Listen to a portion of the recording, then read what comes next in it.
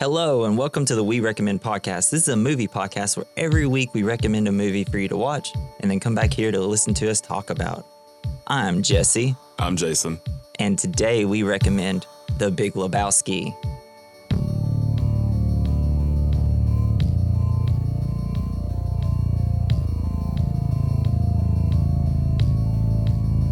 I don't think you really even have to recommend this movie. It's so famously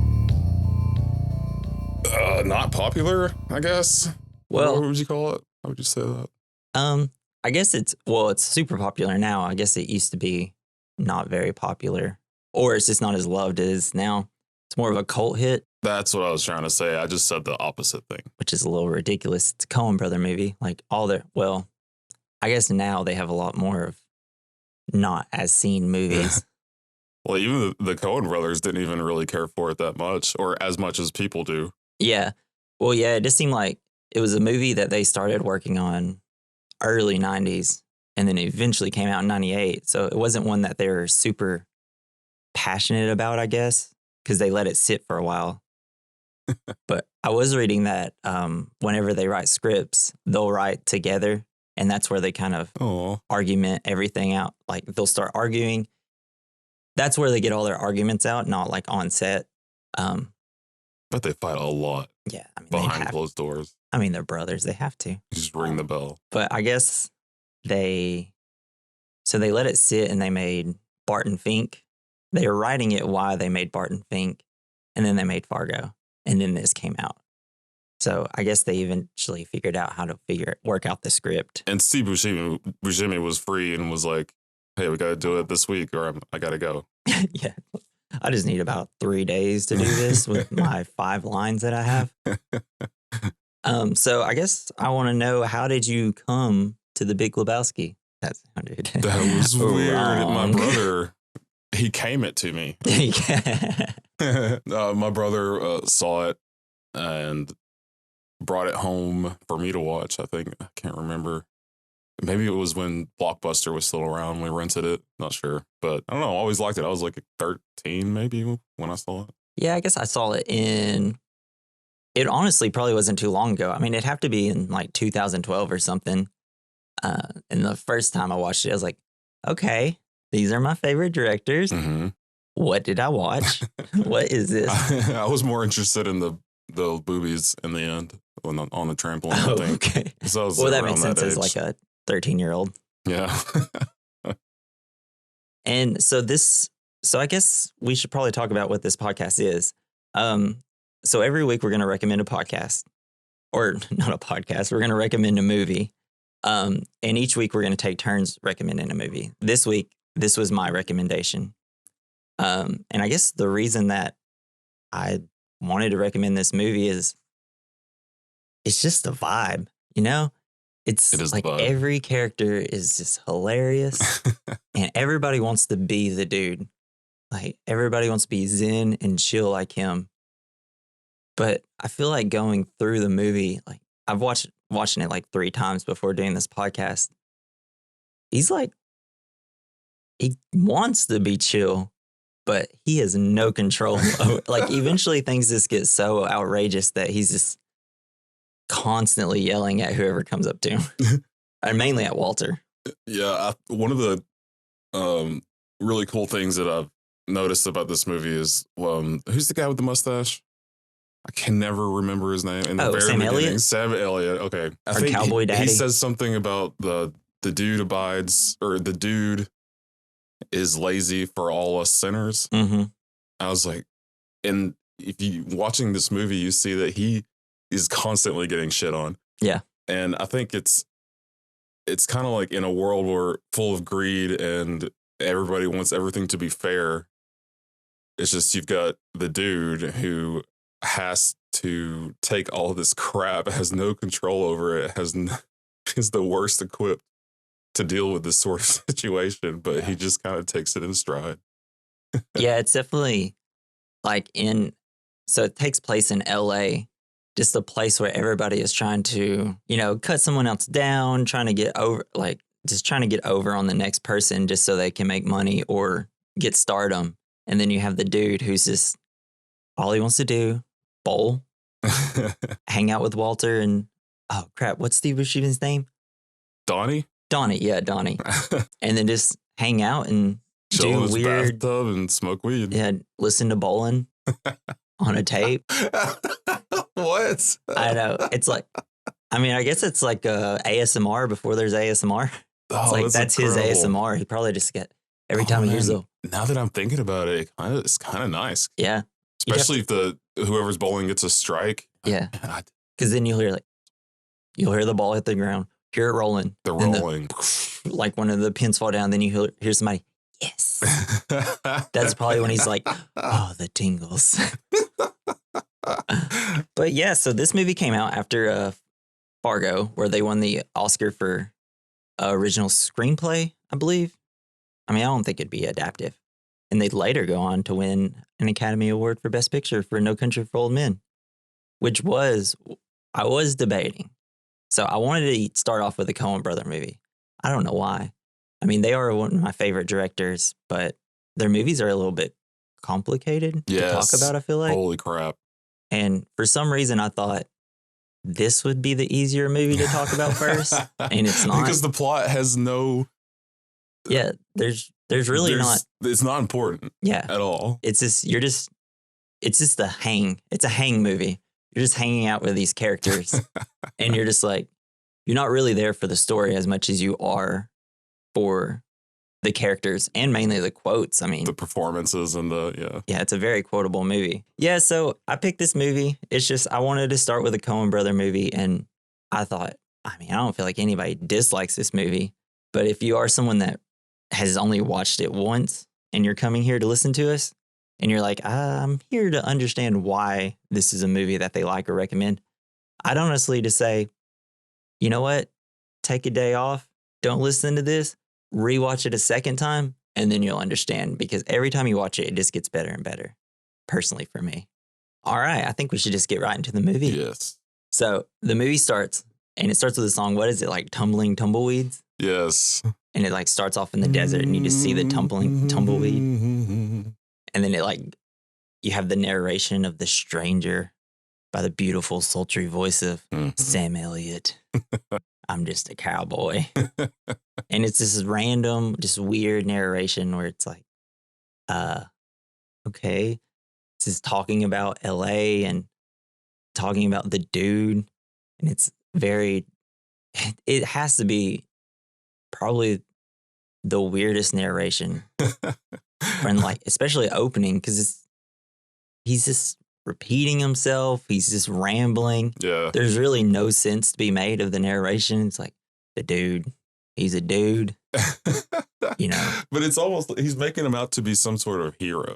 Yeah, it is kind of like you could almost hear this narration at the beginning of a superhero movie and then be like, okay. But the dude is a hero because he's lazy.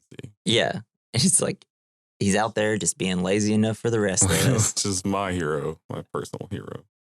So then as the narration's going, you see that the dude is getting some half and half creamer. In his bathrobe and like sandals. Yeah. Oh, and he's at the restaurant, and then he has to literally pay with a check for 69 cents to buy the creamer. And he's got the milk and everything all in his mustache. Well, it's not like he's got pockets. Yeah, how's he supposed to carry change around in a bathrobe? I don't know. I mean, that's where we see... riddle me that. Yeah. And then the dude ends up heading home. And this is where essentially the plot kicks off. He's getting attacked by these two thugs, I guess, to the point where they're like literally throwing him into the toilet and dunking his head in there. Where's the buddy Lebowski? Yeah. It's like, we know you're the rich Lebowski. Your name is Lebowski. It's like, so where's the money, Lebowski? And then like they pull his head up. I don't know. Let me take one more look in there. It's got to be there somewhere. He's taking it so cool. I would be freaking out. And he's so smart. It's like he's lazy, but he's smart. Or at least he's just a smart aleck, at least. So, and then this is where the dude is saying, it's like, do I look like a rich man? Yeah. Does this obviously look like I have a wife, man? It's like, do you see a ring on my finger? And then like he ends up pulling out the glasses out of the toilet and then sits down on the toilet. And it's the coolest thing. I don't know why that's so cool, but it's so funny and cool. And then, yeah, then you see, and then the two thugs are like, Then they realize that it's not the real Lebowski, I think. It's like, yeah, I think we got the wrong Lebowski. But he does pull out the, before that, he pulls out the bowling ball. He's like, what is this? Obviously, you're not a golfer. Yeah, I know. I love it. Drops it on his floor. It leaves a giant dent. Dude, these idiots are trying to hit him up for money. Yeah. Oh, and then that's when we see him peeing on his rug. The poor Lebowski's rug. Which is the whole reason the plot gets started. Because all he wants is this. He just loved that rug. He needs a new rug. I wish somebody would pee on my rug. Yeah. Okay. Maybe I can go on an adventure. Yeah. Just don't put me into it. It just seems like there's a lot of pain in this, and I don't want to be like Donnie. Okay, and so this is whenever we cut to them all bowling for the first time. And then we see little old Donnie get his strike, and he's so happy about it. It's like, yes. We find out more about the relationship between Walter and Donnie. I know. Not necessarily between them and the dude, but yeah, because Donnie and the dude, like, they don't talk the whole movie. It's just so strange. Walter and... But they're like best pals. Yeah, I know. It seems like... I want to know, how did Donnie and Walter become friends? The same thing with the dude and Walter. Yeah. How did anybody become friends? Yeah, because apparently Walter was a soldier, maybe? Yeah, he was like possibly. a Vietnam veteran. Maybe. Which for most of the movie, I think, he's not really... like he doesn't really... It seems like he's faking it. Yeah, until the very end where he's like... He ends up fighting the three nihilists and whoops them all pretty much single-handedly. And it's like, oh, okay, so... Yeah, he kind of is... Like, as you have all these, like, fake kind of wimpy people, he's, like, the only one that's... But he's also a kind of a coward. Yeah, that's true. Yeah, because whenever he goes and wrecks that guy's car, as soon as he realizes it's not Larry's car, he's like... And the guy takes his baseball bat or golf club, whatever he's hitting the car with, he's like... Oh, no, he looks very scared, confused. But yeah, so when they're at the bowling alley for the first time, well, this is the first time we see him at the bowling alley. Donnie comes up and then you're hearing the dude and Walter talking about the situation with the rug and everything. He's like, so what's the big deal about the rug? It's like, it really tied the room together. Yeah, and it's all about the unchecked aggression. Yeah, which we heard earlier in the... what would you call those words? Like hot, like, not keywords, but like, hot take. No. I don't know what I'm trying to say. It's very well, it's like something it seems like everybody in the movie, when they hear something, it like becomes part of their personality. Yes. But it's weird because so while the dude's getting his milk or whatever, we do see on the television that you have George Bush Sr. talking about like this aggression will not go unchecked or something. And then you hear Walter in this scene say that. Walter was watching the same newscast. Definitely. He's watching it. He seems like a very conservative person. He seems like he's probably pro George Sr. Oh, man. On this. Yes. I would think. Maybe. I don't know. Yeah, I think so. I mean, I don't know. He's insane. But in this scene, Donnie walks up, it's like, mark it, dude. And then they're talking. Donnie's like, what are you talking about? Walter, oh, man. Poor Donnie. What are you doing? Bowling. So you have no stakes in this conversation, do you, Donnie? You don't even know what we're talking about. He's so mean. Yeah, he's so mean to his friend. Walter's the one that ends up talking the dude into going see the other Lebowski, the Big Lebowski. Yes. And to go and get in the rug. And there's this part because this scene is all about I guess the whole movie's about repetitive dialogue, but scene kind of ends with Walter like leaning back. Now that rug did tie the room together. He's convinced now. Did it not? It's so good. John Goodman is so good in this role. Did it not? He's one of my favorite actors ever. Yeah. I think. we watched Arachnophobia. Have you ever seen that? So long ago when it was on television. Yeah, that's how first time I saw that movie too. But we watched it recently on Peacock, and I just always remember John Goodman in it because he's like the exterminator. Mm-hmm. He's so intense as the exterminator. He's great. So yes, this is when we go and we meet the Big Lebowski. But first, we meet Brant, the like assistant, Weasley assistant guy. He's so uncomfortable and small, but so proud of the Big Lebowski. But it just feels like there's some sort of unchecked aggression, I guess, as the dude or Walter would end up saying. And this part's important just because you're seeing all the accomplishments of the Big Lebowski, and you're like, oh, this is a very important guy. You find out he has like a little, like a charity called the Little Lebowskis. Where it's like the Little Lebowski Urban Achievers or something like that, where they give, I'm assuming, money to... Yeah, he puts them all through college. Yeah. Which will end up being a very important... Like, this whole scene is just setting up what, like, because he likes to sell himself as the Big Lebowski, like, a important guy. And later on, we'll figure out what he really is. So, and then, man, Philip Seymour Hoffman is just so good in this movie. He's just, I don't know, he's so awkward and just like every little thing like the dude says, he's like, I know this. Maybe not. And the dude goes to like touch his thing. Oh, don't touch that. And then he touches again. It's like, you can just see he just wants to snap on him, but he can't. So and that's when the Big Lebowski wheels in. He's just like paraplegic. Is that the right word? Maybe. Yeah. Well, he's in a wheelchair and he can't walk. He can't use his legs. Yeah. And he comes in and he's like, what do you want, Lebowski? All business. And this is where he's like explaining. It's like, well, these guys thought I was you. They peed on my rug.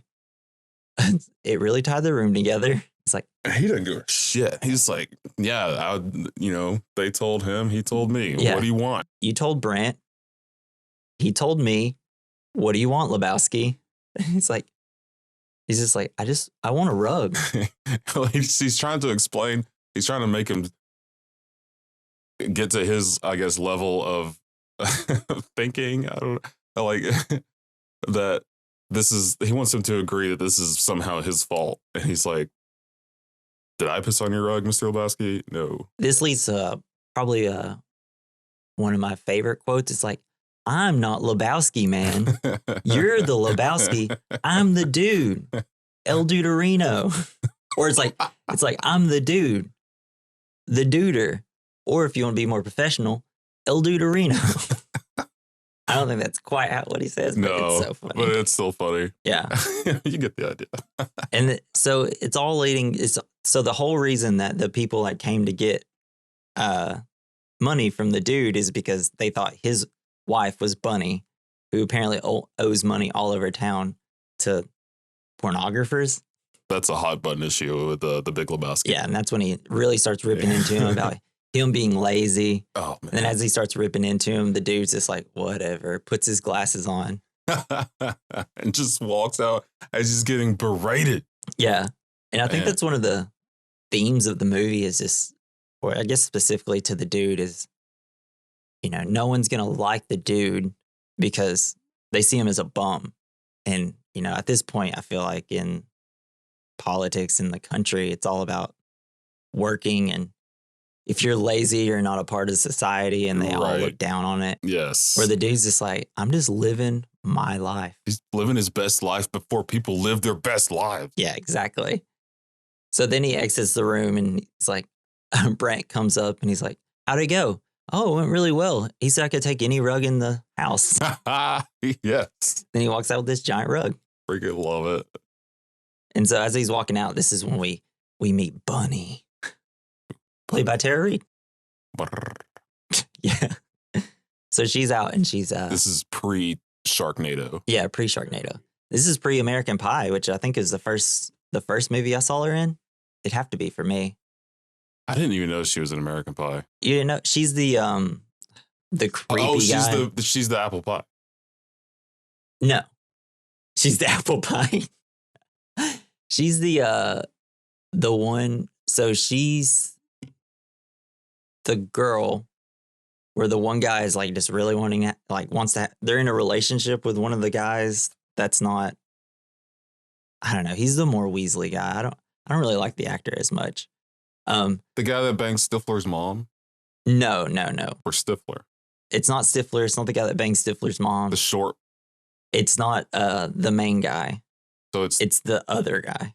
Yeah, I don't like him either. Yeah, he's the one where he like has to get a book from Casey Affleck, and it has like all the things you can do to like please a woman, and he finds the tongue tornado. Every time I see the actor in a movie, I'm like, he's gonna tongue tornado somebody. No. I don't know. But yeah, that's definitely probably the first movie that I saw her in. And mainly the important stuff to get from this part is so the dude meets her, but she's like painting her toenails. And this is very important because it'll come up later. And it's mainly just to see what color toenail polish she's using. And then she asks the dude to blow on them for her. Oh, yeah. Like she like holds her foot up. She's like, I'll give you a blowjob for $1,000. And then Brant's just laughing. $100 if Brant watches. It's so funny. But then he walks off and he says, let me go find a cash machine. And so then we go back to bowling. And this is where we meet his Walter's Pomeranian from his ex-wife. That's like some sort of terrier, definitely. And this is where Smokey crossed the line. Oh no, Smokey. And then Walter just freaks out. Market 8. Yeah. Dude, market 0. Yeah, ends up pulling a gun on him. Yeah. The police get called. What does he say? You're in for a world of hurt or something like that. In for a world of pain or something like that. You're about to enter a world of pain, Smokey. And then they have to walk out. And this is where, Walter, will you just calm down? I am calm, dude. I'm calmer. I'm calmer than you. And then you have, they're talking about Smokey, that he's a pacifist. Walter's like, oh, I didn't know he's a pacifist. Yeah. I mean, would you not have pulled your gun out on him then? I guess. And then it's like, my favorite part of the whole scene is just the cops show up. So they're just like nonchalantly just like leaving and cops pulling up. Yeah, to they're come so and get cool them. about it. They wait till the cops go inside and then they leave. Or at least until they get out of their cars. I don't know. Yeah. And so then he they've been through this before, I think. Yeah. Yeah, I'm sure Walter's probably had cops pulled on him at least 8 times. At least. Just freaking out somehow. Because he freaks out like later in a diner. Just starts yelling at everybody. So, and then the dude goes home. I think this is where he starts kind of doing. Yeah, this is where he's doing like his. Like a Tai Chi? Yeah, his Zen yoga Tai Chi, just all because he's finally back and like having peace because he's got a rug. That rug that really pulled the room together. He's vibing with the rug now. His reached Zen. But then you have like all the phone calls going. This is where you hear Smokey saying like, hey man, I'm talking to the league manager. I don't want to be mean, man, but what Walter did was wrong. And then you get a call from Brant saying like, oh, I need to see you, Lebowski. It's about Bunny. Dun, and then, dun, dun. And then you get the neighbor coming over, asking him to, it's like, hey man, I got the venue I really wanted. So if you want to come and watch my show. Was that just his neighbor or was it also? Well, yeah, it is his landlord. The landlord, because he told him rent was due. Yeah, it's like. Or late. He's like, today's the 10th, dude. And he's like, oh, yeah. Today's the 10th. Oh, I gotcha. And he's drinking his White Russian. This movie is the reason I drink White Russian. It's the reason I tried a White Russian once and decided I don't like White Russians. You don't like them, really? Yeah, I don't. Maybe I didn't use enough Kahlua. Did you use too much Was it too vodka-y or is Too it too milky. milky? I'm not a milk man. It really is. When I first drank them, it was mainly, I'd put like a shot of vodka and like a shot of the Kahlua, and then I'd be like, rest of it's half and half. I was like, this is a very milky drink. And then you have two of them, and it's like, oh, I'm so bloated. Yes. No, I don't think alcohol and milk are supposed to be mixed together. Yeah, it definitely doesn't feel like it. But the more I've had them, the more I'm like, and I've had more alcohol. It's like, so it's half and not milk. Yeah. Okay, so I used the wrong ingredient then. That's probably why. So you can use milk if you want more of like a vodka-y taste, I feel like, with the milk. But the half and half gives it more of a creamy flavor. Gotcha. But yeah, if you want to not be as hard on your gut, then milk is probably better than half and half. I'm a little bit lactose intolerant. Oh, really? So it doesn't, I'm just going to not ever drink those again. I know. It's the more like tolerant to alcohol I am, and the more I'm used to the taste. I'm like, now I'll do like 2 shots in it, more Kahlua than milk. Almond milk, since that's Oh, yeah. You got some like sweetened almond milk or something? Or some oat milk. Get my vodka. Okay, so, and then I think you hear one more phone call is talking about how Bryant wants him to come see the Big Lebowski, and this is where we get the deal that they're trying to make, where he wants the dude to become like his handoff man, I guess, or whatever. Do you think that this scene with was a little bit? They kind of played off the love that Mr. Lebowski had for Bunny, like just they overdid it big time, like just on purpose. Because I think Stephen or Fillmore Hoffman guy, what's his name? Phillips Brandt. Yeah. I think I want to say it sounds like he's in on it. Yeah, right here. He definitely a little is. bit. I don't know. Yeah, they're definitely playing up I'm just so sad. I got this letter from the kidnappers that they have Bunny. And this is, I believe this is where, the dude's already lit up a joint. Like, that's a bummer, man. Yeah. But it's a bummer. It's a bummer. But yeah, it's like, it's dark in the room. He's got the big fire blazing. Yeah. He's like, my wife is like my second half, or like, just making it sound like he loves her dearly. Yeah, and it's like if anything happened to her, he'd be so broken up. And that's kind of what makes me feel like Brandt doesn't, if he's just being a huge kiss ass and trying to just like exacerbate all these emotions that he sees Mr. Lebowski having, but Mr. Lebowski's, playing him, or if he's in on it. Because if you see Brandt, he seems he's acting the whole time. I feel he seems innocent. Well, because I don't know, because you see him where he's just like, there's a point where he's talking, the Big Lebowski's talking about Bunny, and you just see Brent just looking down sad and just like, oh, I'm just so sad that she's gone. And then soon as like the Big Lebowski's done talking, he's like, okay, come on. And it's like he just like completely changes like his emotions. So I definitely think that he's in on it a little bit, or he doesn't really care. He's just there for the Big Lebowski. Yeah. But this is one of the scenes that I remember reading about that this is where the dude being played by Jeff Bridges asked the Coens, it's like, do you think the dude smoked a joint on the way over here? And then if the Coen said, yeah, he'd just start rubbing his eyes to make his eyes red. So it looked like he was smoking a joint.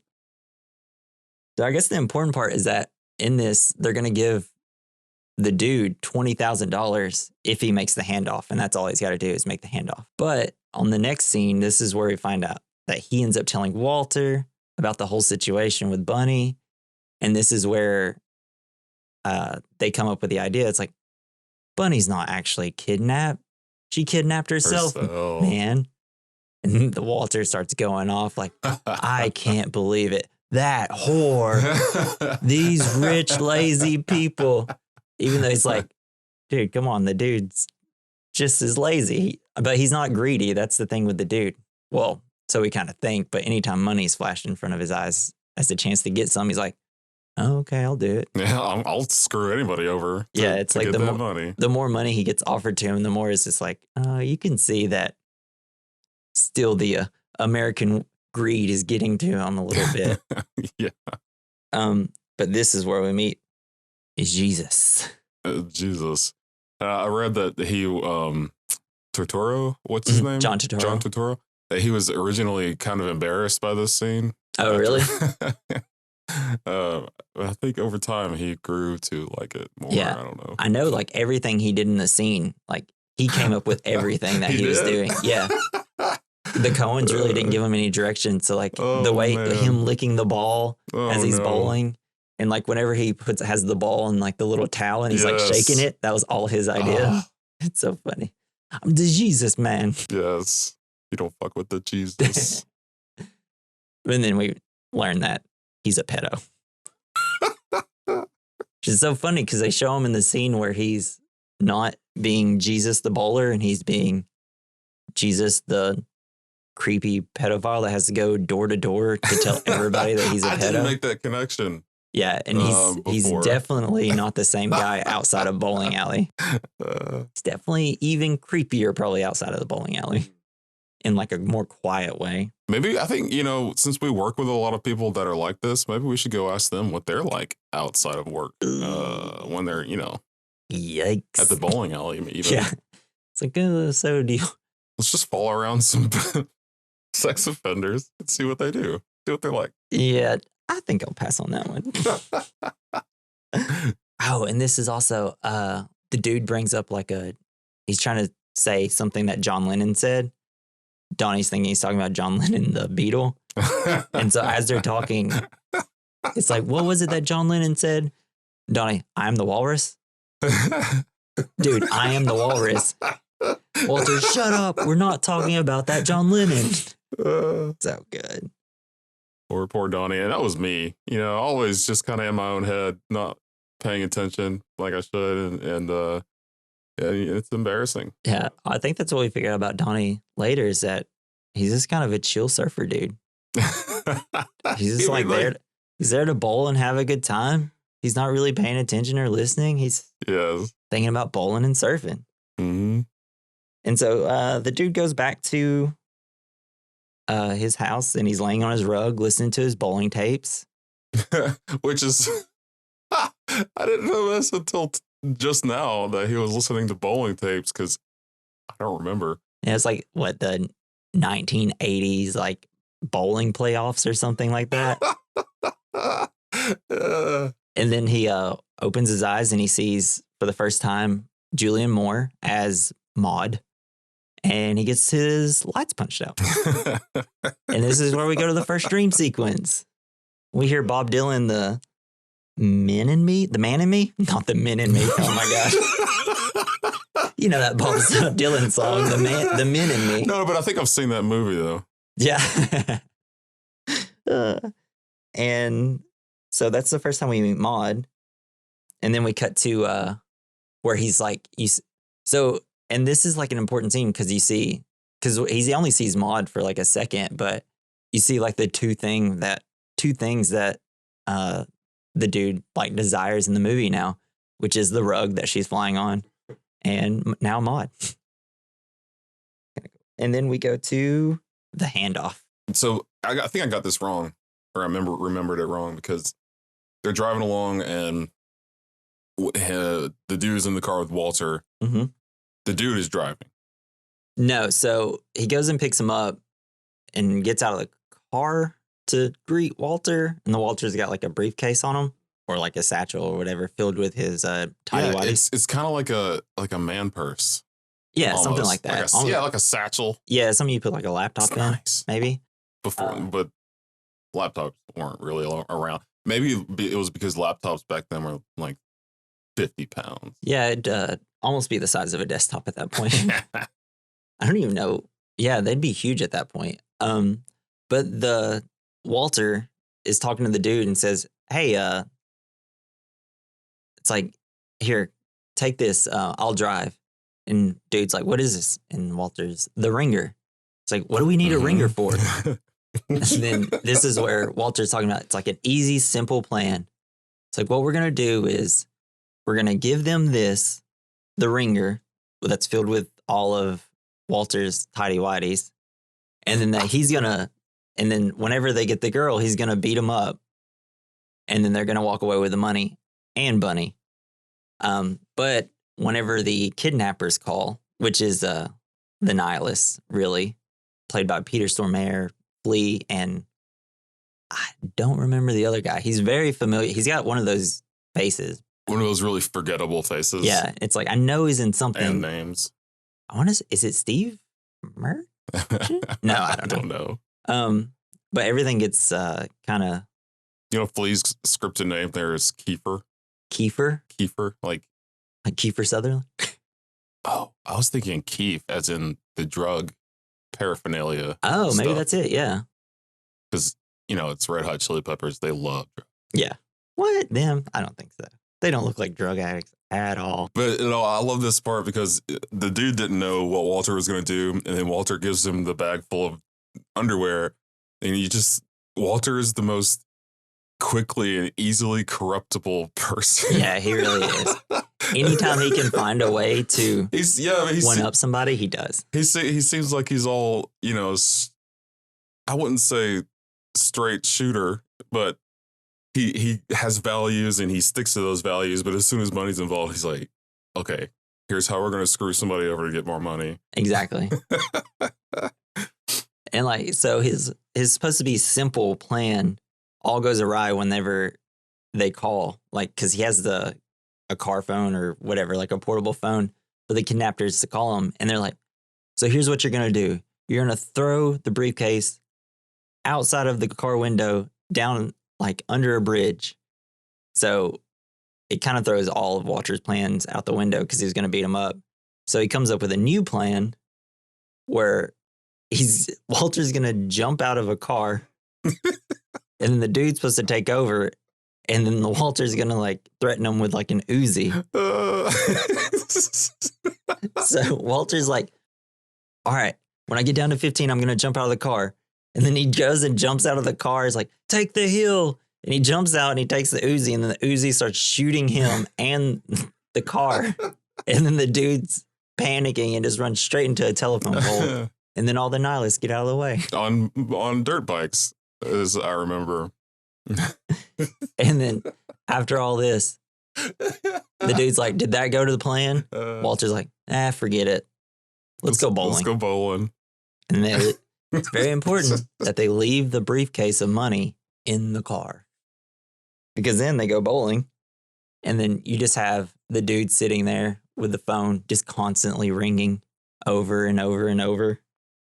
And this is where you see Walter. He has a whole little, holds the ball up, smokes a cigarette, puts his arms up, and then finally bowls. And it's like he's got a whole thing he has to do before he throws the ball.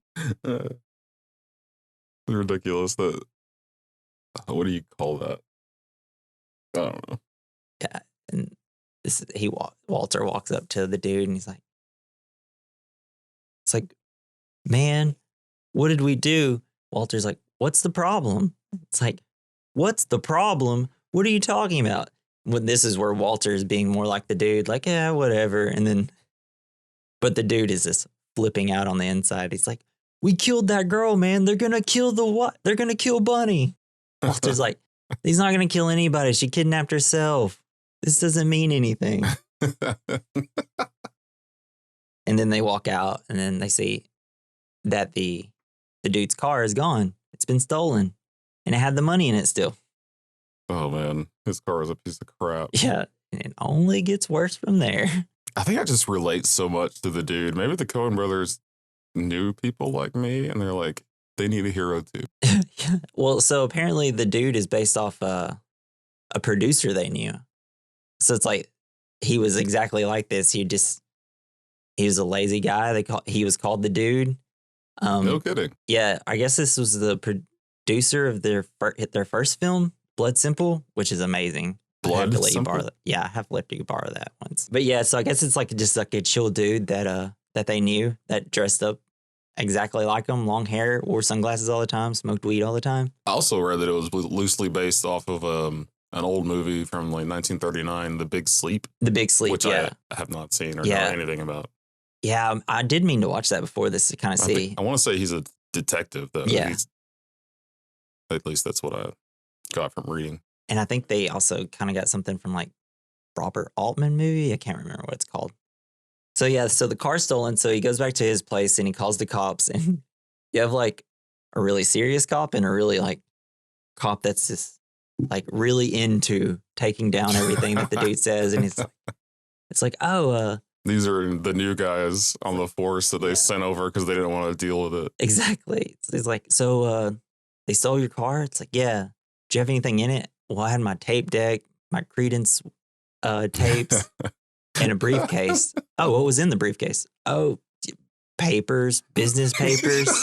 It's like, what do you do for work? It's like, I'm unemployed. And then he also brings up, it's like, also my rug was stolen. Cop's like, oh, was it in the car? No, it was stolen here. It's like, oh, another case. 2 separate incidents. Oh man, these guys have read too many novels. Yeah, exactly. And then the phone rings and Maud. Well, he also has his phone that's just constantly ringing in his hand. And then his apartment phone, you hear Maud. It's like, hello, Lebowski. Sorry about punching you out later, but we have the rug. And the cop's like, the rug has been napped. Well, we figured that one out. And then essentially this is where he goes and he meets Maud for the first time in the creepy hallway. Oh, yes. You have that like chanting music. Like, oh. Yeah, she is getting into it. Yeah. An artiste nouveau. Yeah. And he's like slowly walking up to this painting, looking at it and like he's kind of creeped out. Then you just hear screaming and it's like Maud naked, like swinging down the hallway, like just throwing paint all over the place. Then she describes her style as being vaginal. And it's like, it's just a screaming, flying vagina. Does that scare you, Lebowski? The word vagina. It makes most men, what'd she say? Like it cringes out most men. Yeah, but she doesn't know the dude. He has nerves of steel. Yeah, and she has the that weird accent. It's like an East Coast, like, I don't know, pretentious, artsy accent. Because I know later she says like thorough, very thorough. So yeah, this is essentially where we meet Maud, and she's talking about like, sorry, I had to take the rug. It means a lot to me because we find out that the Big Lebowski is actually Maud's stepfather. This is where I figured that out. And yeah, so that's and they're kind of talking about Bunny. It's where you figure out like Bunny's like been in porn and thing like that, and that he's in the porn industry. And we see one of the nihilists, played by Peter Stormare, is also in the porn. This is another connection to Bunny, essentially. And then Maud's all like, it's like, oh, sorry about punching in the eye. Here, you can go to the doctor. And the dude's like, no. It's like, no, go to the doctor. He's very thorough. And then this is where they give a limo ride back for the dude. And he's in limo talking to the guy. And they're all just like chatting it up. And he really relates to the dude because the dude's just like, screw it. He's like, the dude's like, yeah, screw it. You know, everything's good. Everything's nice. And we find out that the dude's being tailed by like a VW bug or whatever it is. It's like this blue bug. And then immediately he's got a drink in his hand, like a White Russian, of course. And then as soon as he gets out of the limo and he goes to talk to the driver, he's being thrown into another limo that has Brant and the Big Lebowski in it. And he's like, man, I got a drink here. I got a beverage, man. It's just another good quote that he has. And then this is where, so Brant has been trying to call the Lebowski because they know that the money didn't get handed off. And so they're trying to pin it all on Lebowski that he didn't give the money. And the dude's like, man, this case it's got many different angles, man. There's just like a lot of things going on. The case has grown. It's like, did you ever think that maybe Bunny kidnapped herself? But the Big Lebowski and Brant, they're just not buying it. Yeah, I remember back from earlier, Brant was saying, her life was in your hands, dude. And then he said, I was supposed to repeat this. Her life is in your hands, dude. Yeah, exactly. And then after that, it's, oh yeah. Because after he says that Bunny's been like kidnapped herself, that's when the Big Lebowski shows the dude the toe that has the exact same nail polish as Bunny was as wearing. Bunny was wearing. Yeah. Also, I feel like we should say that Peter Stormare, one of the nihilists, when we first meet Bunny, he's passed out in the pool near Bunny, floating on that thing. It's a very important aspect, especially like because you wonder if Bunny didn't cut off her toe, how did they get the same color nail polish? Which will make sense a little later. So this is after this, the dude goes and hangs out with Walter at the diner, and he's telling him about the toe. And this is where Walter's like, a toe? That's not her toe. That's a fake toe. You want a toe? I'll get you a toe. I'll get you a toe by 2. That's no problem. There was something interesting I read about this part. I think because right before you see them in the diner, don't you see the nihilists in the diner? Oh, that's a little later. Oh, that's later. Okay. Yeah, that's whenever like the story's kind of starting to like wrap everything up. But then Walter starts getting like riled up, and because the dude's kind of just pushing Walter's buttons, and then he starts yelling, and then the waitress comes over. It's like, this is a family business. You could please stop cussing and yelling. It's like, I did not fight in Vietnam. I had friends face down in the dirt, dead. It's like, I fought for this country so I could come here and drink my coffee. Yeah, because he can do no wrong. Yeah. And then the dude's like, that's it. I'm leaving. John Goodman's Walter's like, I'm staying. I'm having my coffee. I'm staying. And he's so funny. He's always on guard. Yeah. And then we cut to the dude. He's sitting in his bathtub. He's got well sounds going. It's like candles all lit up. And then so relaxing. Enter the nihilists. But he's also can't get a moment to himself. Yeah, I know he can't. This is all the dude wants to do. He's zen. He just wants to relax. But everything is against him constantly. And so the nihilists come in and they throw a ferret into the water, and he's freaking out. I wonder if they use a real ferret for this scene. You know, every time I watch it, I'm like, yeah, poor ferret. Is that so? It's a real ferret at certain points. Yes. But I feel like, but throwing a live ferret into a bathtub with a human, I mean, I see why they did it. I think they may have thrown it in there at first, then, like calmly took it out. And then, like, whenever he's freaking out and things, there's got to be like a fake ferret in, and then they take it out, and then it's a real ferret. It's just that collection of hair at the bottom of the drain. Yeah. You know? And so when the nihilists are coming in, you hear on the phone that they found the dude's car. But the nihilists essentially are like, we want the money or we're going to cut off your Johnson. That was a terrible Russian accent, German accent. Good voice work. I'm going to cut off your Johnson. That's nothing like it. That's awful. So, yeah, they go to the car lot to find his car. And it's like beat up. It's been wrecked. It smells bad. They think someone probably used it as a bathroom, some homeless guy. But in all good news, his tape deck wasn't stolen, and he still has his credence.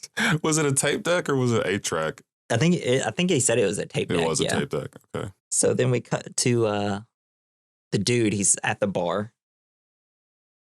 They're kind of talking. It's the dude, Donnie, and Walter. They're at the bar, and they're talking about the nihilists.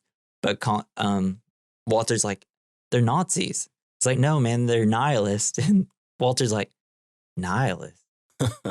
I mean, say what you want about Nazis, but at least that was an ethos. It's like, what are you talking about, man? Is that because they believed in something? Yeah. It's like, at least they believe in something. Yeah. Good old Nazis. And then the dude's getting tired of Walter, as he is in almost every scene that they're in. And he's like, a lot. He's like, screw the tournament. Walter's like, screw the tournament. Because bowling is like everything. It's everything to Walter. Everything revolves around that.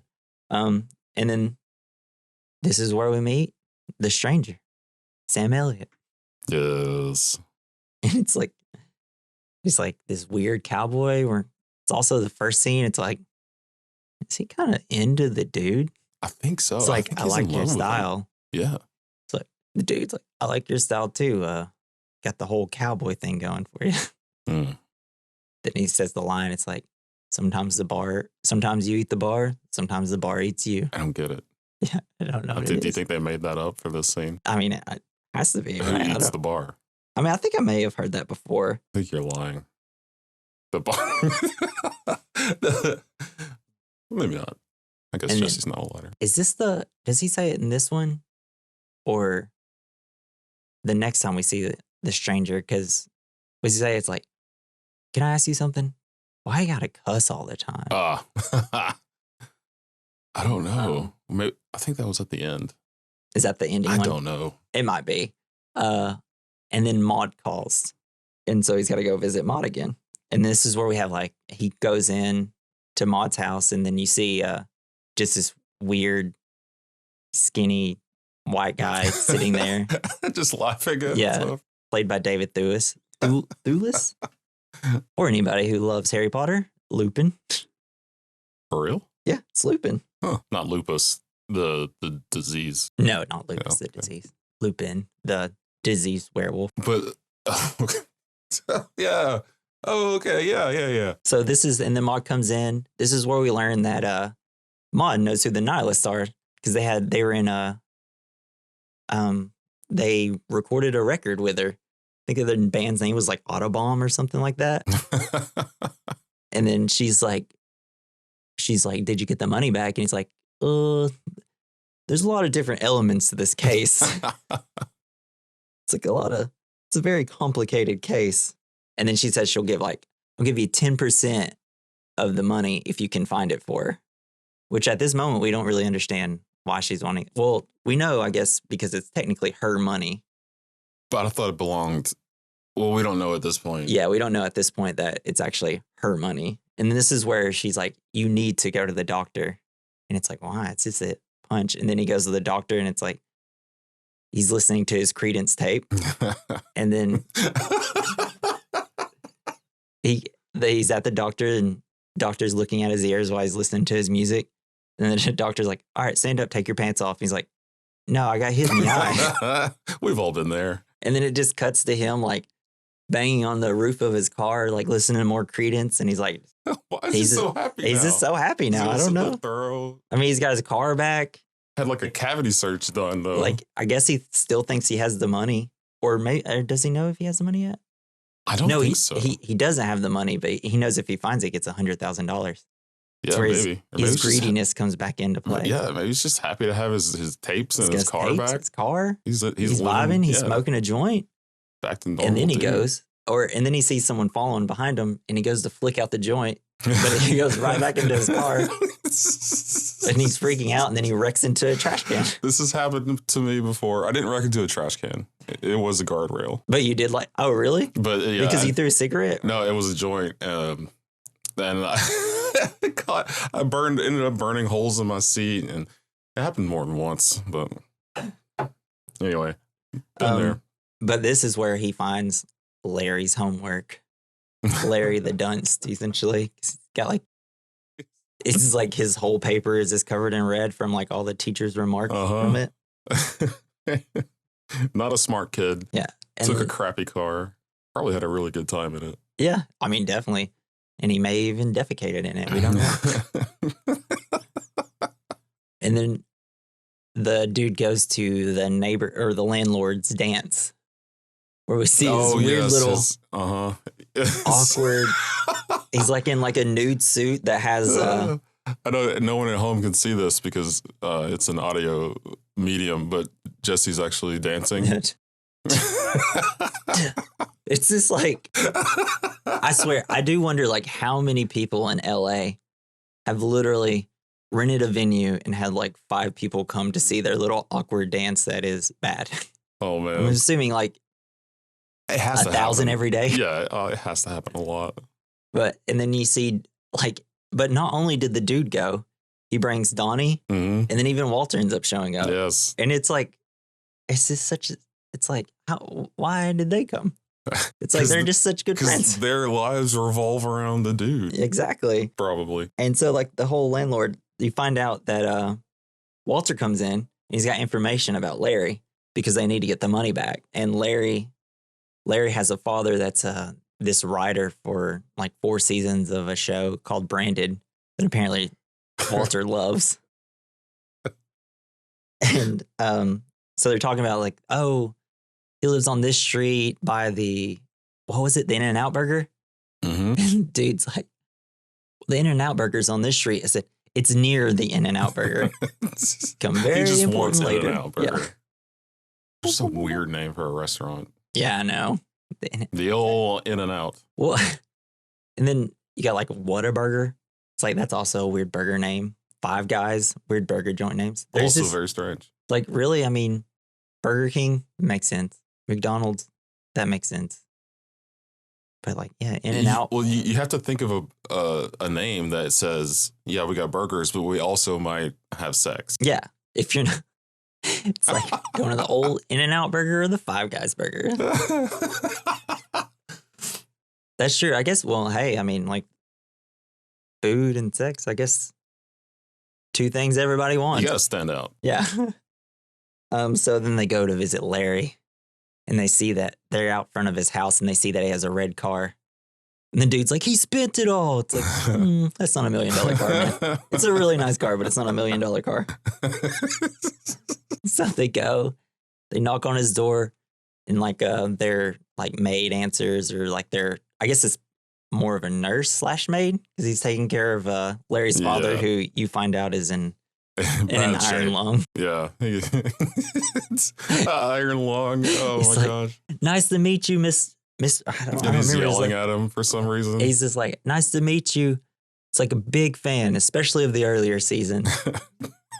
Ask the nurse, does he still write? It's just, he just hears breathing noises like the. Yeah. Oh man. It's like, no, he's very sick. It's like, of course, Walter, he doesn't write. He can't move his hand. And then this is where we meet Larry. The kid, like, he comes in. Who's the mom? Is his mom there with him? I can't remember who plays his mom, but I like that actress. I think that's the nurse. Or is that just the nurse? Yeah, that's just the nurse. I don't remember what they say where his mom is, if he even has a mom anymore. I don't know. Yeah, maybe. Okay. I don't remember. But then they start interrogating Larry. It's like, we know you have the money, Larry. It's like, he says that, we know you have the money. Is this your homework? We know it's his homework, Walter. And then Walter, of course, is just escalating the whole thing. Because the kid's just sitting there, stone cold face, just nothing. Yeah, there's definitely something wrong with Larry. He's not going to admit to it. He is just, he's probably scared by Larry. But he's probably really scared by Walter. Yeah. But I don't know. He just seems to be like, just deadpan. He might just be a straight up idiot. I don't know.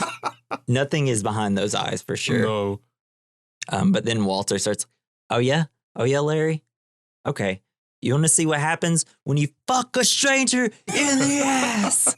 And then he takes a baseball bat to Larry's car, or supposedly Why does Larry's he think car. a 13-year-old kid is able to buy a car in the first place? I don't know. It doesn't make any sense. It's because like Walter, he just flies off the handle. He's smart, but his temper, he just has no control over his temper. And he just wants to freak out. I think that's all he wants everything to be a battle. Mm-hmm. Like, as far as I mean, I don't know. I guess he has PTSD, so it's just most likely any little thing just sets him off into a rage. But he goes out and he starts just wailing on the car, and Larry's just looking out the window, just like, okay, whatever. And then the neighbor comes out, what are you doing? That's my car. And then just takes the bat and just starts beating the crap out of the dude's car. Oh, man, the dude. Which is, I think they're lucky to get out of there with their lives because the dude's car sucks anyways. But he bashes out all the dude's windows. And then it cuts to them. And you just have Donnie and Walter just eating In-N-Out Burger. While all the windows are smashed out and you have all the wind coming from their car. It reminded me of Tommy Boy when their car gets destroyed by the deer and they're still driving in afterwards. God, man. that's going to be coming soon, Tommy Boy. That's for sure. That movie rules. That movie was on Comedy Central probably from the age I was like, I don't know. It was on Comedy Central as soon as I got cable for the first time. And then All the I'm pretty time. sure I watched it once or twice every year for like the rest of my life until I moved to college where I didn't have cable. Oh, yeah. Because it was always on and I loved it. And then also that and Black Sheep, which is kind of like their The sequel? like, I don't know, spiritual sequel or Yeah. something. I don't know. I didn't like that one as much as Tommy Boy, but Tommy Boy's so good. Mhm. And so let's see. They go and visit. He goes and visits Jackie Treehorn, and I forgot how he got there. And Jackie Treehorn is this big producer. Yeah, this is where you go, and it cuts, and you just see Yes. like the naked girl being thrown up on the blanket or whatever. Yes, it's gorgeous. I'm trying to think. How did he just get a phone call? I don't know. I can't remember. I cannot remember at all. Actually, dang, I should have watched it again. But yeah, so we figure out Jackie Treehorn is who Bunny owed the money to, which I guess we figured that earlier when we were with Maud. And so this is essentially, Jackie Treehorn. He's got this nice, like, mansion, like beach house mansion right on type the thing beach. that the dude just loves. Yeah. it's And he pretty just amazing. goes and he's just comfortable and he's just got his hands behind his back. And Jackie makes him a white Russian. And essentially he's talking about Bunny, asking where she is and he doesn't know. And he's like, well, where's the money? The dude's like, well, this is a big case, man. There's a lot of different parts. Something that he just says throughout the entire Like movie. he's some detective. And then, and while they're talking, Jackie Treehorn gets a phone call and he's like, sorry, I got to take this. And you see Jackie Treehorn like writing something down during the phone call. And then he walks off. And then the dude, this is like the first time he's doing actual detective work, the dude. And then when it actually takes like, it's almost kind of the first time that the dude is being more proactive, just by himself with like nobody's encouragement. Mhm. And then he goes and he marks on the pad to see what he was writing. And then it just turns out it's a guy with a giant boner.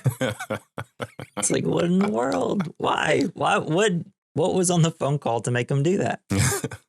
Someone that didn't matter. Yeah, exactly. Very much. And so Jackie Treehorn comes back in. The dude like hurry up and goes and relaxes. And then they pour the dude another drink. And this is where Jackie's like, if you give me the money, I'll give you 10% of it.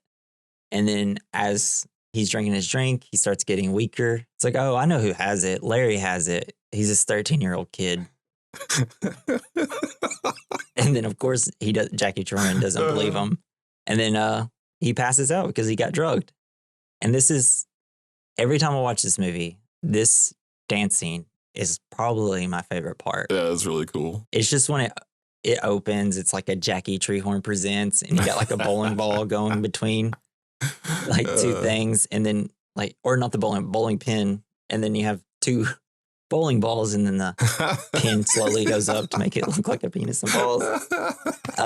And then you have like, it honestly might be my favorite shot in the entire movie, where it's a very wide shot, and then you have a wall. It's like a brick wall, not brick walls, like stone walls. And it's got the light shining from behind the walls. And then you just have like the dude coming out with like his little dance. Yeah. It's like, and you have the big shadow on the wall. And I don't know what it is. It makes me so happy. This whole dream sequence makes me so happy. I don't know what it is. Yeah. So essentially he just does this whole it's like a whole song and dance. I can't remember what the song is though. Oh my gosh, I'm blanking on the song. This sucks.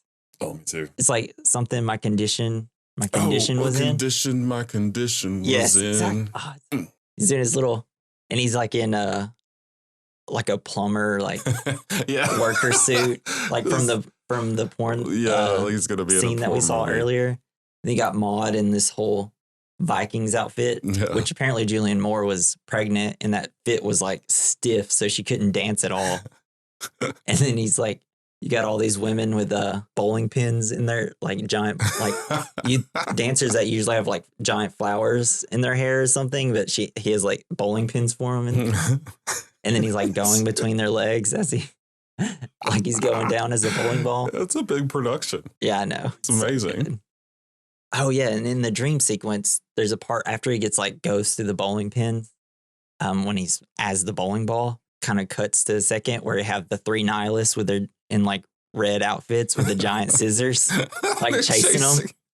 He's trying to get away.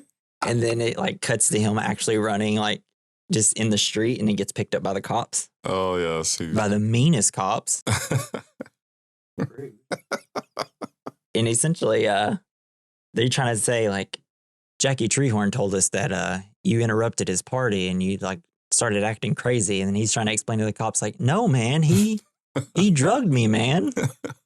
And the cops are going through his stuff, and they find the picture that they're assuming he drew of the guy with the giant boner, which I'm just assuming infuriates the cops even more. And then the dude starts getting really upset, and then he says something to the cops, and the cop just throws the coffee mug at his face. Dude doesn't deserve any of this. Yeah. I feel so bad for him.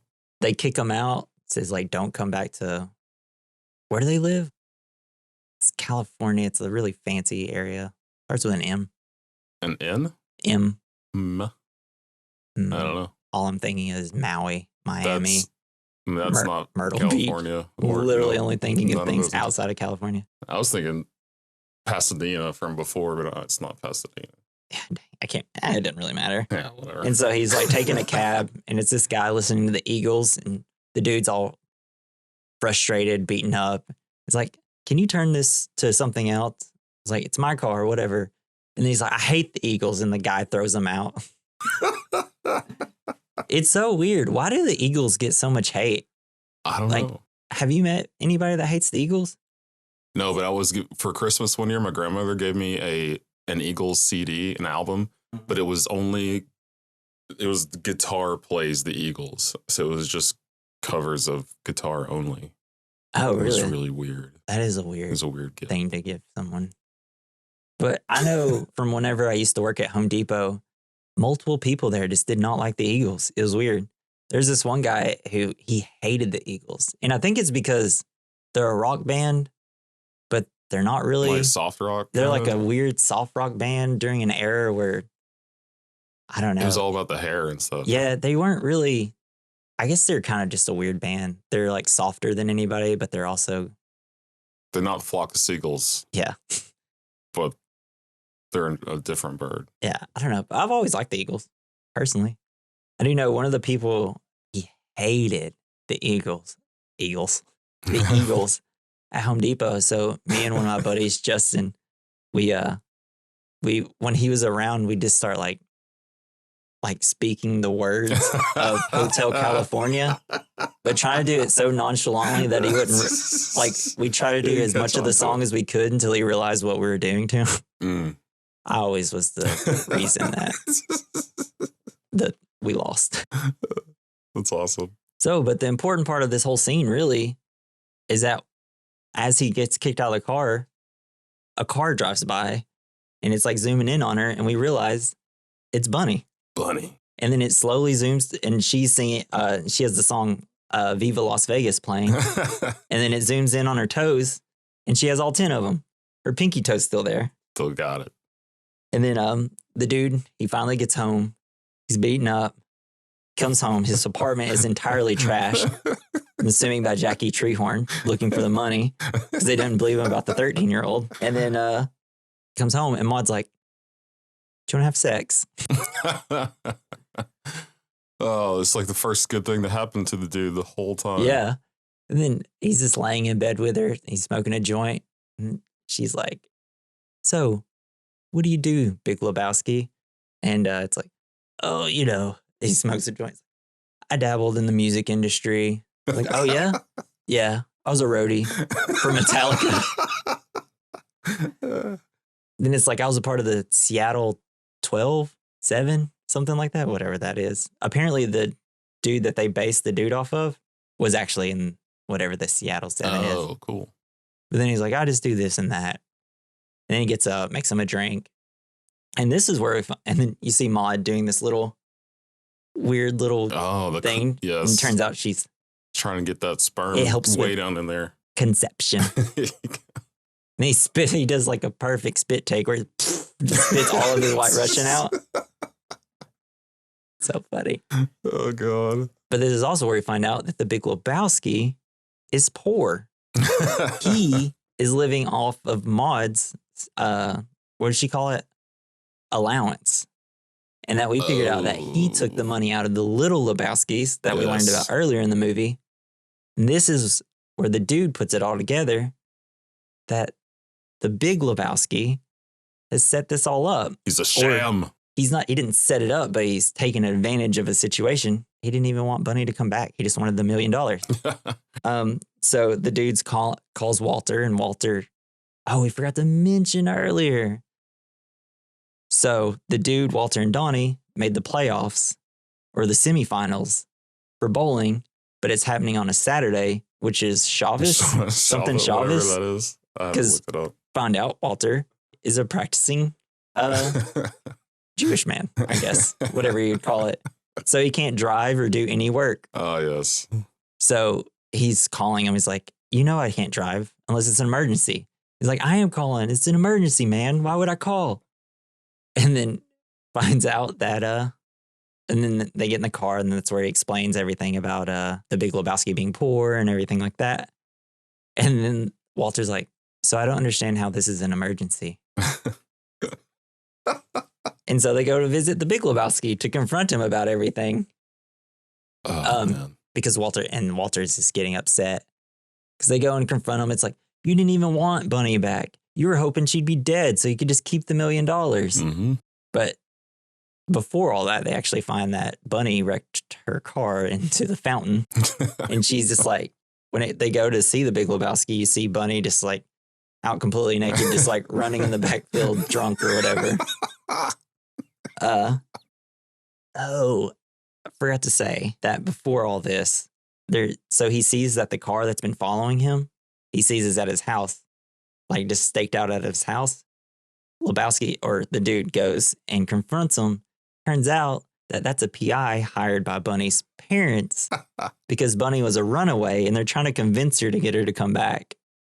So, which doesn't do anything. No. It means nothing to the story. It's just a little plot thing, which is like a classic thing that the Coen Brothers do. They always like add these little scenes, and it's just like, why is this in here? What does this mean? And it's like, there's really no point to it, but I guess it gives you a little backstory behind Bunny and who she is. So she was a runaway before this, or she's run away? No, yeah. So I guess she ran to LA. She ran away from her parents to come to LA, which I guess is a very classic thing to do. Mm. Whenever you go to live in LA, you always got to run away and try to make it big, and then you just end up in porn. Yeah. Yep. And then they cut to the nihilist, and they're all just ordering pancakes, but they have like one of the nihilist girlfriends pans down, she's missing a toe. So the nihilists were trying to play the whole situation as well. And this is what I found interesting was that the Big Lebowski, or not the Big Lebowski, the dude is in every single scene of the movie, even this one. He's just in the background talking to Walter outside the diner. Oh my gosh, I did not see that. Really? You can see through the window. They're outside talking. Holy crap. After this, I'm going to have to go back and just go to that scene. I want to see that. That's awesome. I didn't know that. That makes sense. Yeah. Wow. Blew my mind. So we're going to have to watch it again. Yes. Do another podcast over it. Another one. So yeah, they go and meet the Big Lebowski. They confront him. Big Lebowski's like, whatever. Oh, well. What else does he say? I'm trying to think about. So yeah, I guess they just go to confront him, and Big Lebowski's like, well, screw you, whatever. And then he gets so mad. I bet you're not even actually paralyzed. Famous Walter fashion. I've seen plenty of paralyzed people. I know fake whenever I see one. Picks him up. He just falls straight down. They brought the Pomeranian. He starts licking his face. The Big Lebowski's just crying. He's sobbing on the floor. Dude's like, come on, man. Help me pick him up. Where's Brant when all this happened? So then they go. And of course, you end the day, gotta go bowling. Do we see Brant again? No, I think that was it. Like you saw him in the car, and then but do you see him when they go back to the house? Yeah, when he goes back, because he's picking up Bunny's clothes, and he's like, "No, don't go in there." He's really upset. He's upset that his wife is still alive. Yeah, nothing backfires. Yeah, like when someone's alive and they're not supposed to. The thing is, he still gets the $1 million. So I think that's why, like, he's just like, when the dude goes and confronts him, he's like, it doesn't matter. Right. She's back, but he now has $1 million, and no one's going to see that but him. I'm assuming Maud could probably just go back and be like, give it here, or you get no more money ever. I feel like at his age, he should be able to make $1 million work for the rest of his life, you know? I don't know. He lives in a giant house. I'm assuming it's paid for? Can you even pay for houses like that? I don't know. Not now. Not anymore. Yeah. So, and then we cut to Donnie bowling again. But what we should know is he misses one pin, and he's really bummed out about it. And we should know that this is a bad sign for Donnie. How did you make that connection? Because afterwards, but like now you just. Oh, yeah. Whenever this is the first time you see him sad. Yeah, it's the first time you see him sad. So I guess technically we should be like, uh-oh, something's going to happen to our boy Donnie. Things aren't going his way anymore. They're never going Donnie's way. And so this is where they're talking about the whole situation. And then Jesus comes up and he's all upset because it's like, what's this? Can't work bullshit. It's like, what does he say? It's like, I was gonna fuck you in the ass Wednesday or no Saturday, but now I'll fuck you in the ass Wednesday. And he just starts repeating it over and over and over. And he's getting riled up. And then Walter turns to him, pedo. And then they go out to the car, and this is where they see the nihilists. The nihilists are still trying to get the money, and the dude's like, you don't have the girl. You can't bribe us if you don't have the girl. It's over. We know she's back. She wasn't gone at all. And then one of the nihilists is like, we promised our girl that if she cut her toe, she'd be able to go to the doctor because we'll have the money. And then, so they're just like, just give us what's in your wallet. Donnie and dude start pulling out money. And then Walter's like, no, they're not getting anything from us. And this is where we find out Walter, he can fight. Badass. He can do it. They come at him with a sword. They stab him with a sword. He still beats them all up. Throws a bowling ball in one of their stomachs. It's like they just beat the crap out of him. But he's very protective of Donnie. Donnie's like, Walter, are we going to be okay? And he's like, don't worry, Donnie. They're nihilists. They're not going to do anything. But then our boy, Donnie, he dies. He has a heart attack. He thinks he's been shot. Sad. He's like, has he been shot? No. There was no gunshots. There was no gunshots. It's like, why do you think he was shot? He's having a heart attack. But then it has, like, Walter's is holding him. And then it's kind of a beautiful scene where it's like the lights all go out of the scene. And then you just have, like, the stars on the bowling alley. And it's like, Donnie, he's going to the stars. To those stars on the bowling alley wall. Yeah. So, and then it's like, they go to see about they're the bereaved now. So they go to see the guy, the lawyer or whatever, about getting his ashes and stuff. And they hand him the bill. And Walter's like, what's this? Like $280. And he's like, oh, that's the price of the urn. Like, I'm not paying that. It's like, do you have anything cheaper? It's like, we can't just give you the ashes. You have to have them in some sort of container. Then you go and figure out, it's like, is there a Ralph's nearby? Which I guess is some convenience store. Yeah, I think it's like a very like California thing that they have. And we realized that most likely it was the dude who bought it, because the only form of ID the dude has is a Ralph's card that we learned earlier whenever he was at the cops. But then they go and they have the ashes in a Folgers coffee can thing. He goes and he says this like beautiful speech. And John Goodman is so good here because he portrays like someone who wants to say something and have a sentimental moment, but just cannot think of anything. So it's just like definitely just off the top of his head. And we find out this is where Donnie is like a surfer. So they go to like the ride off the beach onto this giant mountain or whatever. You find out that he's like surfed all the like special surf areas of California. And then of course, because it's Walter, he starts bringing in Vietnam and all the guys that died there.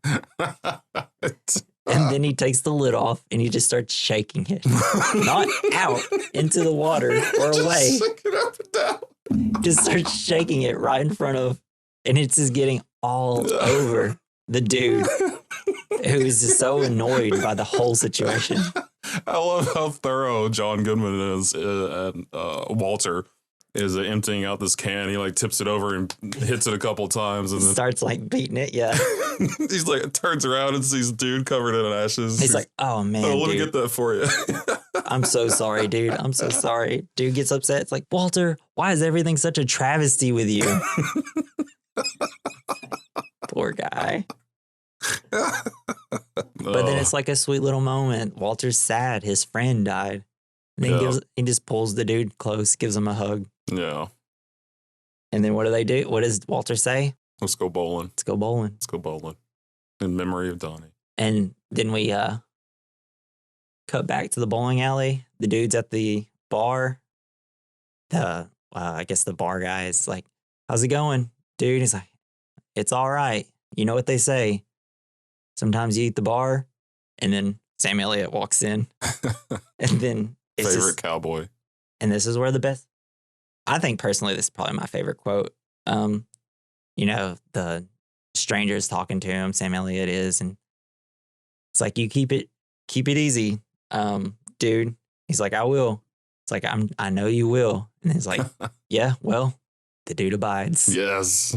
And then Sam Elliott, I like that. The dude abides. It's just like, and then it's his time to ramble to the end of the story. It is just like, not a lot of it made sense. Nope. None of it.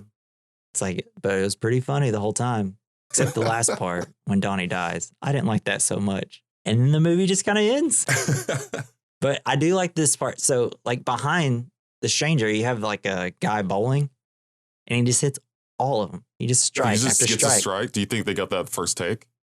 I don't know. Do you think they had to hire a professional bowler? Well, so apparently I was there's like an interview here recently on the Today Show that had like John Goodman, Steve Buscemi, Jeff Bridges, and they were talking about that was their bowling trainer. So yeah, but yeah, he hit every single one. That's awesome. Stu Ray. And then and then that's the movie. Just kind of ends with Sam Elliott. I remember I was watching some of the behind the scenes on the DVD, and Sam Elliott goes up to the Coens and he's like, why am I in this movie?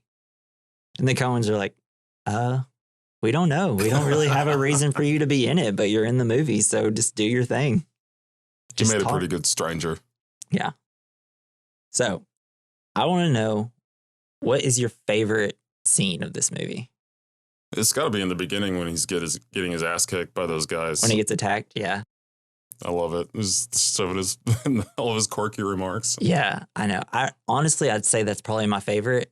It'd either be that or, I mean, I really like the diner scene. Just Walter's so good in that. And then when they go meet Larry, that's, I think probably the first time I watched it, that was probably the biggest laugh part for me. Just because it's so outrageous and he just constantly keeps repeating. Yeah, so I guess it'd probably be, I guess I'll go with the beginning or the Larry Carr part. Nice. That was definitely probably my two favorite parts. Who do you think, who's your favorite character in the whole movie? Probably the dude. Or, I mean, the dude, obviously, maybe Walter. Yeah, I was going to say, sometimes. So flamboyant. Like watching them back to back, so closely. Sometimes when Walter's not in a scene, I'm like, kind of wish Walter was in this scene. He really spices things. I kind of really want him. But yeah, I agree. The dude's probably definitely the best character.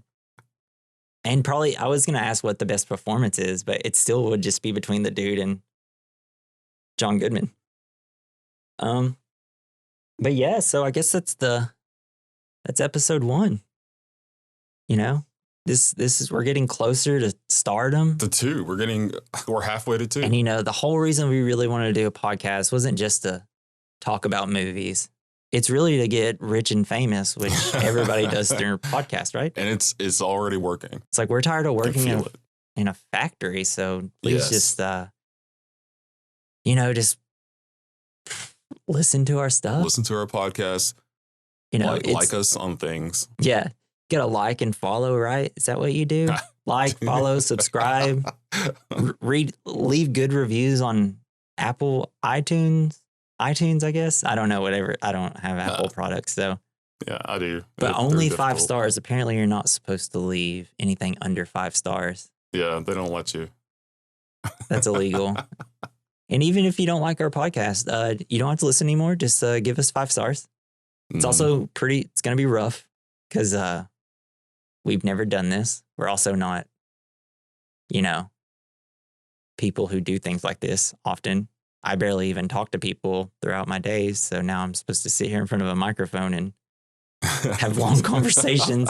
It's harder than it seems. It really is. It's as soon as I hit record, my heart is just like, so today's the day we have a heart attack because this is so nerve wracking. Yeah. And I have a hard time because there's so many things to pet. Yeah, that's true. And sorry if you hear animals in the background. We have 3 cats and 2 dogs here. But thank you for listening. And come back next episode where we'll be doing Jason's pick, which is Office Space? Office Space, yeah. Oh, I got it. I picked it. Yeah, that was his pick. It was originally supposed to be Beavis and Butthead Do the Universe, but I'd have to pay for Paramount Plus, and I have too many. I have already like 5 or 6 streaming services. Yeah, and Paramount Plus kind of sucks. It doesn't work on my PlayStation, so I have to get my Xbox, which is broken, or I have to watch it on my TV, which barely works whenever I do the smart aspect of my TV. So, but yeah, so thanks for listening. I'm gonna burp. Come back next week.